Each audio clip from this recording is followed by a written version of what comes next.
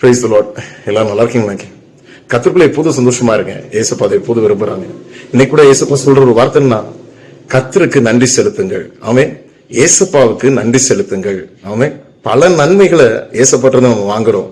பல ஆசீர்வாதங்களை, பல சுகத்தை, பல அற்புதங்களை நம்ம ஏசப்பா கிட்ட வாங்குறோம்.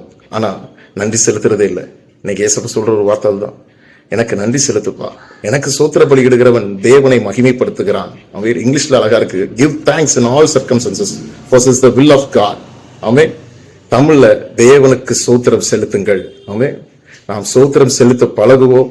எல்லா நன்மைகள், எல்லா ஆசீர்வாதங்களை பெற்றுக்கொண்ட நாம் ஏசப்பா கிட்ட நன்றி செலுத்துவோம். ஏசப்பாவுடைய மனசு சந்தோஷப்படும். 10 குஷ்டரோகிகள் ஏசப்பா கிட்ட சுகத்துக்காக வந்தாங்க.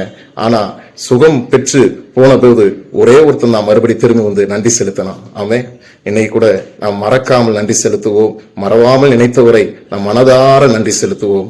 கர்த்தர் உங்களை ஆசீர்வதிப்பார், உங்கள் திட்டங்களை நிறைவேற்றுவார். நன்றி செலுத்தி பாருங்க, உங்களுடைய திட்டங்கள் ஆட்டோமேட்டிக்கா நிறைவேறும். எல்லா பிளானும் நிறைவேறும். கர்த்தரை சோத்திரத்து பண்ணி கொண்டு இருங்க. கர்த்தர் உங்களை ஆசீர்வதிப்பார். God bless you.